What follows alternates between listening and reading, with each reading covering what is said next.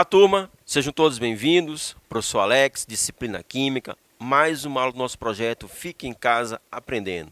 Turminha, espero que vocês estejam aproveitando essas aulas, acompanhando todas as disciplinas, certo? E como primeira dica, caderno, lápis, caneta, borracha, para você fazer suas devidas anotações. E sempre que for possível, faça o print da tela. Passa essas informações para o seu caderno e continue os seus estudos. Show de bola, turma? Bom, estamos em uma série de aulas relacionadas ao primeiro ano do ensino médio, as reações inorgânicas. E na aula de hoje, olha só, vamos estar trabalhando alguns conceitos básicos, mas que são extremamente importantes para a compreensão das reações inorgânicas, certo? Nós já estudamos anteriormente a questão do conceito de fenômeno físico, fenômeno químico. E o fenômeno químico, a reação química, ela pode ser escrita, e essa escrita nada mais é do que a equação química, onde nós vamos ter reagentes e produtos. Estado inicial, reagentes, e estado final, produtos. Ponto. Bom, trazendo para a nossa aula de hoje, a gente vai perceber que a relação entre reagentes e produtos, a relação com relação à massa, essas quantidades devem ser iguais. Por quê? Porque a gente não vai criar matéria. A matéria vai sofrer a transformação, que nada mais é do que o fenômeno químico. Então, essa transformação, nós não vamos gerar novos átomos. Então, assim, nós não vamos ter a mudança na massa entre reagentes e produtos. Vamos chamar essa situação de leis ponderais e também leis volumétricas, certo? Então, esse é o nosso objetivo, compreender as leis ponderais e as leis volumétricas. E com isso, a gente vai ter uma noção melhor das reações inorgânicas. Show de bola, turma? Então, vamos lá.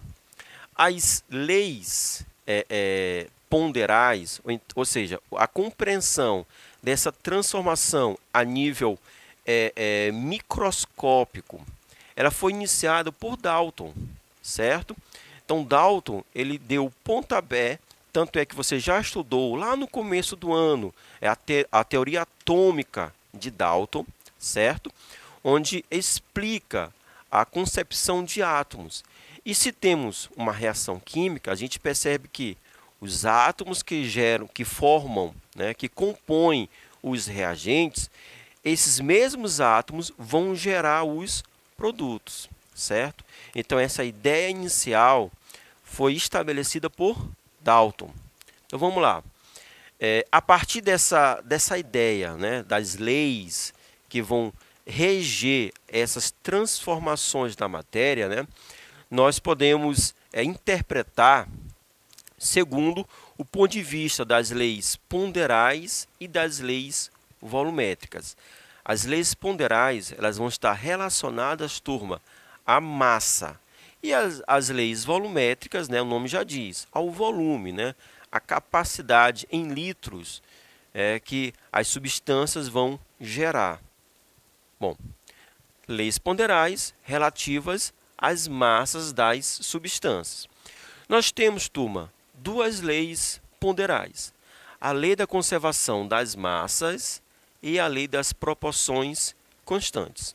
Essas duas leis, elas vão explicar o comportamento do ponto de vista da massa, da quantidade de matéria entre reagentes e produtos.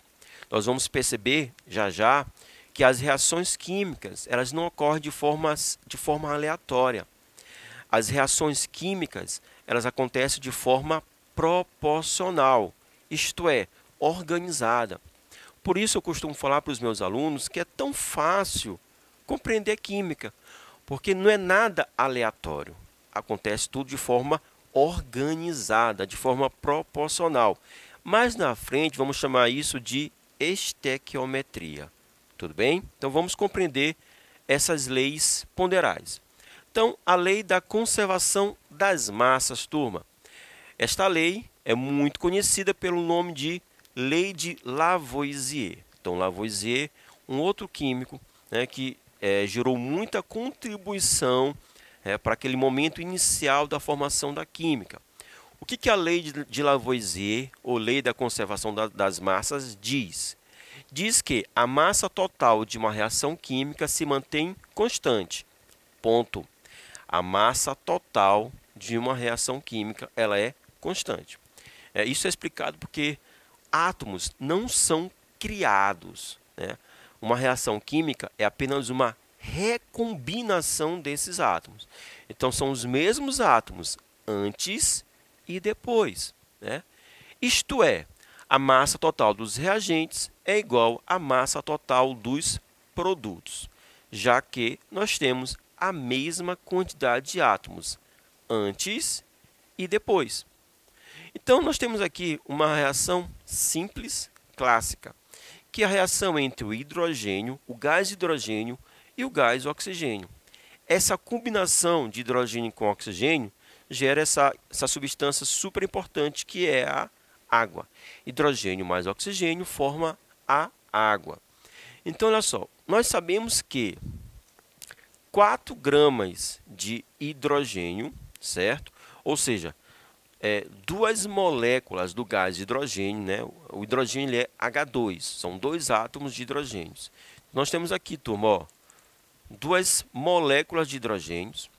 Essas 2 moléculas vão se combinar com uma molécula de gás oxigênio. O gás oxigênio também é composto por 2 átomos de oxigênio. E vão gerar 2 moléculas de água. Bom, 4 gramas de hidrogênio se combinam com 32 gramas de oxigênio. Bom, 4 mais 32, 36. Então, eu vou obter, como resultado final, 36 gramas de água, certo? Então, o que nós temos aqui? Eu também quis representar, turma, do ponto de vista do modelo de bolas, para a gente visualizar. Olha só, no lado dos reagentes, eu tenho aqui 4 bolinhas cinzas que representam os átomos de hidrogênio. Observe que no lado do produto, também, a gente continua tendo, turma, 4 bolinhas cinzas, que são os 4 átomos de hidrogênio. 4 átomos de hidrogênio antes, 4 átomos depois. Nós não criamos novos átomos de hidrogênio, beleza? Olha só, no lado do reagente eu tenho 2 bolinhas verdes, que representam o oxigênio. E no lado dos produtos, eu continuo tendo 2 bolinhas verdes, que são os átomos de oxigênio. Nós não criamos átomos de oxigênio. Então, uma reação química, turma, é apenas uma recombinação dos átomos. Reagentes vão se recombinar, se reorganizar, gerando substâncias diferentes, mas com a mesma quantidade de átomos, As partículas, que são os átomos iniciais e finais, são as mesmas. Portanto, a massa ela vai permanecer constante, porque a massa das substâncias nada mais é do que a massa dos átomos que compõem, que formam aquela substância, certo? Agora vamos trabalhar a segunda lei ponderal, que é a lei das proporções constantes. Olha só aqui na tela, turma. Esta lei também é conhecida como lei de Proust e diz que a proporção com que as massas das substâncias reagem é sempre constante. Bom, vamos entender. Inicialmente, na tela anterior, quando falamos da lei de Lavoisier, a reação era a seguinte: eram 2 moléculas de gás de hidrogênio reagindo com uma molécula de gás oxigênio, gerando 2 moléculas de água. Show de bola? Agora, se a gente dobrar a quantidade de hidrogênio, se a gente dobrar a quantidade de hidrogênios, nós vamos ter que dobrar também a quantidade de oxigênio. E com isso, nós vamos obter o dobro de moléculas de água, certo?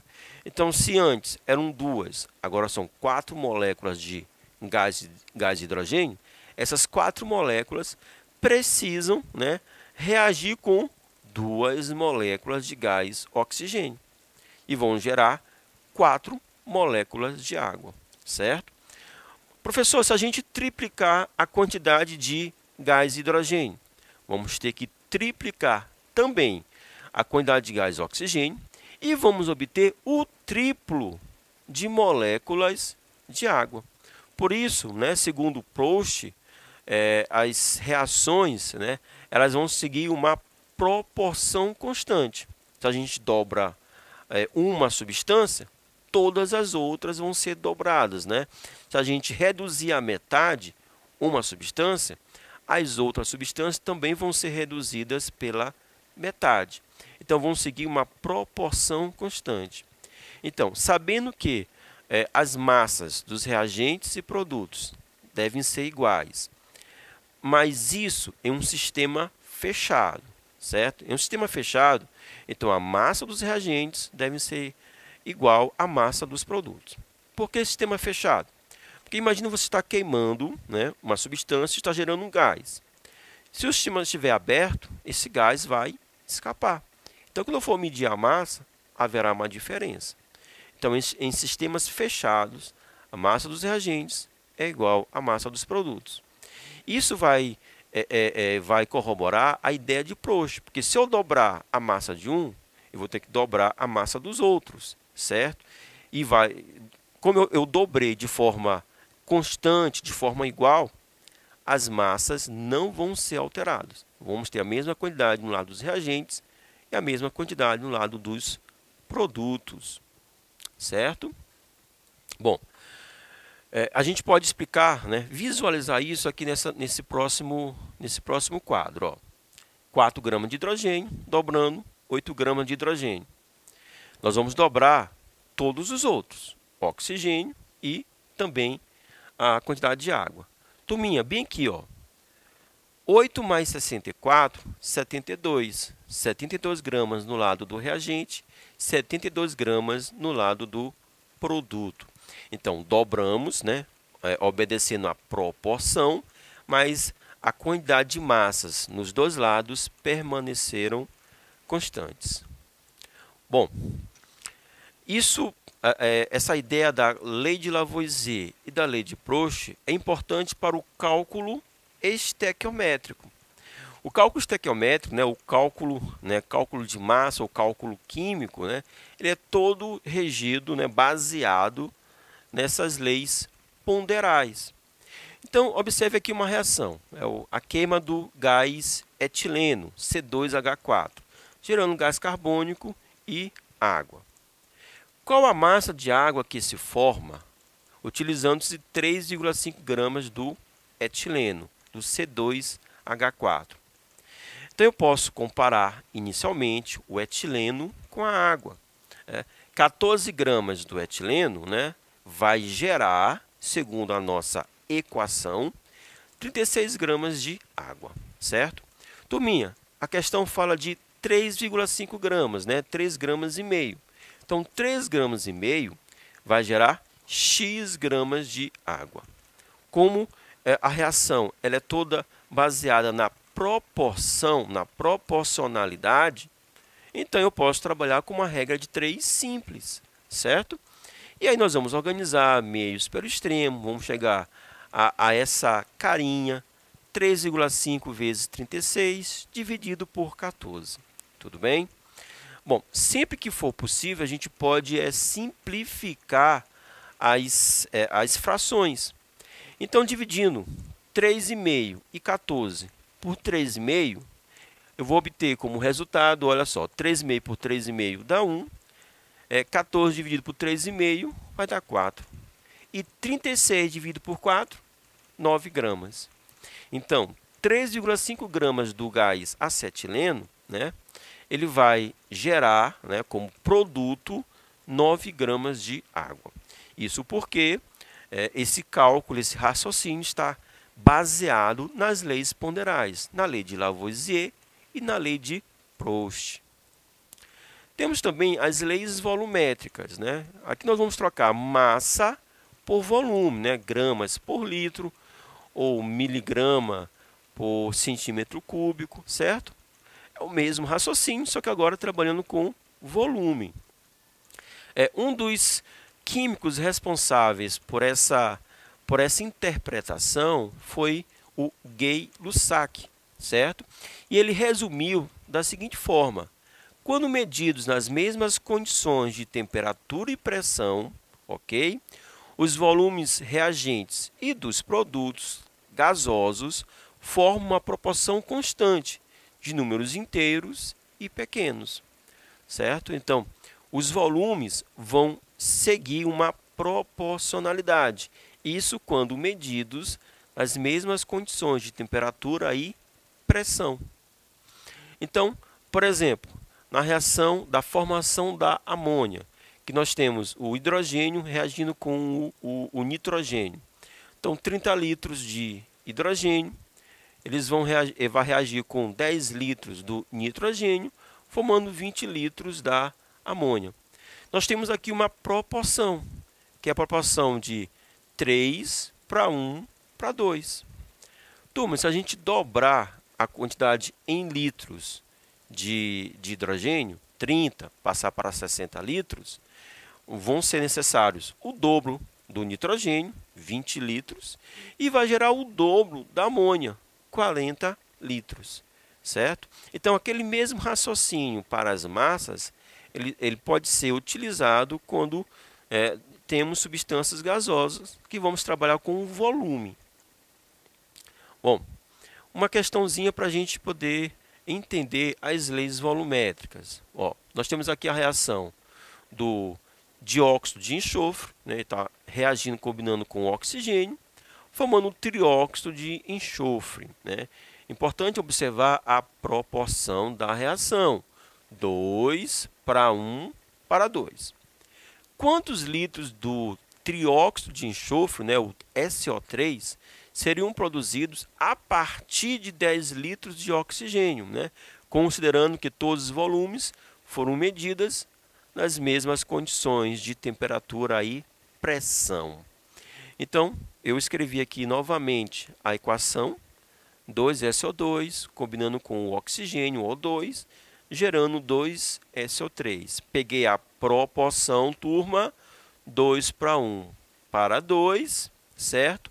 O problema envolve o oxigênio com o trióxido de enxofre. O oxigênio com o trióxido.